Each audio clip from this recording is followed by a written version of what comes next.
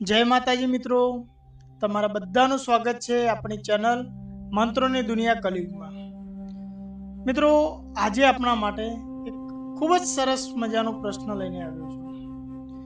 ઘણા બધા અત્યારે આપણે એવા હોય છે કે જેમને ખ્યાલ નથી કે એમની કુલદેવી કોણ છે, એમના કુલમાં કઈ દેવ પૂજાતી હોય છે, એની ઘણા બધા મિત્રોને ખબર નથી હોતી। મિત્રો, એની આજે આપણે એક સરસ મજાની વાત કરવાના છીએ મિત્રો, કે આપણે આપણી કુલદેવીને કઈ રીતના ઓળખવી, કઈ રીતના આપણે ખબર પડે કે આપણા કુલની દેવી કઈ છે, અને એને કઈ રીતના આપણે પ્રસન્ન કરી શકીએ છીએ। આ દરેક વિશે મિત્રો આપણે આજે વાત કરવાના છીએ ટૂંક શબ્દોમાં। તો મિત્રો જોઈએ આગળ, તો કુલદેવી છે મિત્રો, એ આપણું કુલ જે હોય છે એને રક્ષણ કરનારી એક દેવી હોય છે, જેને આપણે પૂછતા હોઈએ છીએ, જે આપણું રક્ષણ કરે છે, આપણી મનોકામનાઓ પૂર્ણ કરતી હોય છે મિત્રો। અને અત્યારે મિત્રો તમને કહું તો જો કુલદેવી તમારા પર પ્રસન્ન હોય છે તો તમારા દરેક કાર્ય સરળતાથી થતા હોય છે મિત્રો, પણ એને ઓળખવી અને પ્રસન્ન રાખવી ખૂબ જ મહત્વની બનતી હોય છે મિત્રો। જેમ કે ઘણા બધા મિત્રોને એવું હોય છે કે આપણી કુલદેવી કોણ છે ખબર નથી હોતી, તો એના માટે શું કરવું મિત્રો?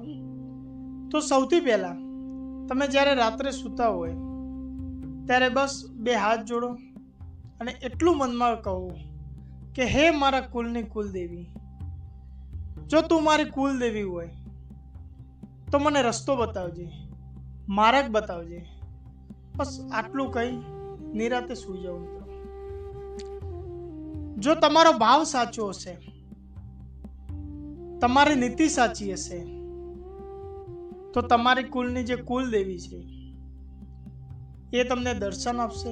કોઈ અવાજ, કોઈ સંકેત, કોઈ ના કોઈ રૂપે તમને સંકેત આપશે મિત્રો, અને એ પરથી તમે સમજી શકશો કે તમારા કુલની કુલદેવી કોણ છે। પણ હા મિત્રો, એક વસ્તુનું ધ્યાન રાખજો, જ્યારે દેવનું નામ લેવામાં આવે, જ્યારે દેવીનું નામ લેવામાં આવે, ત્યારે આપણા મનમાં જે ભાવ છે એ શુદ્ધ હોવો જોઈએ, એક વિશ્વાસથી હોવો જોઈએ। ત્યારે સાહેબ તમને દેવી દેવતાઓના દર્શન થતા હોય છે। જો મનમાં તમારું છલ, કપટ, ક્રોધ, મોહ, માયાથી ભરેલું હશે તો તમે ક્યારે જીવનમાં દૈવિક શક્તિઓ વિશે નહીં સમજી શકો, અને તમને અવારનવાર સંકટ અનુભવતા હશે મિત્રો। પણ જો તમે આ બધું છોડી અને એક શ્રદ્ધા, એક વિશ્વાસથી તમે જ્યારે માનું નામ લો છો તો માં જરૂર તમારું કાર્ય કરતી હોય છે। બીજી રીત એ છે મિત્રો કે રવિવાર અથવા તો મંગળવાર હોય તો આપણા જે ઘરનું પોણિયારું હોય છે, જે આપણું રસોડું હોય છે, ત્યાં તમે માનો એક દીવો પ્રગટાવો અને માને પ્રાર્થના કરો કે હે માં, મારી કુલની કુલદેવી, મને જીવનમાં માર્ગ બતાવજે અને મારાથી થયેલી ભૂલો મને માફ કરજે માં। જો આટલું તમે કહો છો મિત્રો, તો એ દિવસથી પણ તમારી કુલદેવી હોય છે એ તમને જરૂર રસ્તો બતાવતી હોય છે। પણ એક વસ્તુનું ધ્યાન રાખજો મિત્રો, કે તમારો ભાવ શુદ્ધ રાખજો। એક વાર તમે કરો, બે વાર કરો સાહેબ, જ્યાં સુધી તમને સફળતા ના મળે ત્યાં સુધી તમે કરો। છેલ્લે તમારા શુદ્ધ ભાવથી તમે જ્યારે શુદ્ધ હૃદયથી તમે માને યાદ કરશો તો માં જરૂર તમને દર્શન આપશે, તમારા પર દયા કરે છે મિત્રો। અને જો તમારા કુલદેવીનો તમારા પર દયા, તમારા પર આશીર્વાદ રહેશે તો જગતમાં ક્યાંય તમારે હાથ લોભો કરવાની જરૂર નહીં પડે। જેને કુલદેવી પર વિશ્વાસ, શ્રદ્ધા સંપૂર્ણ રાખે છે અને હર હંમેશા મા રાણી એની મદદ કરતી હોય છે મિત્રો। દેવી દરેક શક્તિશાળી હોય છે, એવું નથી કે આ દેવી વધારે શક્તિશાળી છે, આ દેવી ઓછી શક્તિશાળી છે, પરંતુ જે તમારી શ્રદ્ધા છે, તમારો જે ભાવ છે એના ઉપર નિર્ભર કરે છે। શુદ્ધ ભાવથી મનમાં છલ કપટ વગર જ્યારે માને યાદ કરીએ તો માં કોઈ બી જગ્યાએ હોય તો આપણા સામે આવીને ઊભી રહેતી હોય છે. તમારા ગમે જેવા કાર્યો હોય તો પણ માં કરતી હોય છે મિત્રો. કારણ કે દેવી શક્તિ છે એ શ્રદ્ધાની દેવી છે મિત્રો, ન્યાયની દેવી છે. તમે સાચા હશો તો તમારા દરેક કાર્ય થશે, પણ જો તમે જ ખોટા હશો તો કોઈ કાર્ય તમારું નહીં થાય. ઘણા લોકો એવું કહેતા હોય છે કે અમે આટલું કર્યું પણ છતાં પણ અમને રિઝલ્ટ મળ્યું નથી. તો સાહેબ એ વખતે એવું હશે કે કંઈક તમારી કચાશ હશે. દેવની કચાશ ક્યારેય નહીં હોય મિત્રો.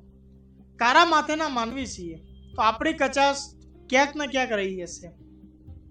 તો એ ફરી કરો મિત્રો, અને મનમાં એક નિશ્ચય કરો કે જ્યાં સુધી મારી માના આશીર્વાદ મને ના મળે, જ્યાં સુધી મારી મા મને ખોરા એના ના લઈ લે, ત્યાં સુધી હું શાંત નહીં બેસું. બસ શુદ્ધ ભાવથી આટલું મનમાં નક્કી કરી અને જો તમે આ કાર્ય કરો છો તો સાહેબ 110% તમારી કુલની જે દેવી છે એ તમને દર્શન આપતી હોય છે, અથવા તો તમે સામે સંકેત આપતી હોય છે, પણ એ સમજવા એ ખૂબ જ જરૂરી બનતા હોય છે મિત્રો. અને જો તમે એ સંકેત સમજો છો તો જગતમાં ક્યાંય તમારે બીજે જવાની જરૂર નથી મિત્રો.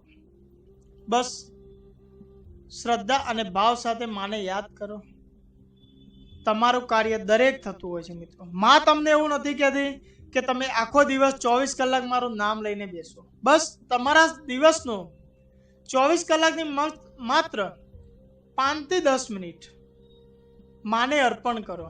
શુદ્ધ હૃદયથી માનું નામ લો સાહેબ. એ જ તમારી ભક્તિ છે અને એ જ તમને આગળ લઈ જશે મિત્રો. બસ આજના વિડીયોમાં મારે આટલું જ કહેવું છે મિત્રો. જો માહિતી તમને યોગ્ય લાગી હોય તો તમારા મિત્રોને શેર જરૂર કરજો અને વિડીયોને લાઈક કરી, અને જો હજુ સુધી તમે ચેનલને સબસ્ક્રાઈબ નથી કરી તો સબસ્ક્રાઈબ જરૂરથી કરજો મિત્રો.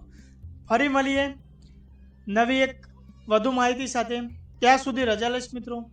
જય માતાજી, હર હર મહાદેવ, જય કાલભૈરવ.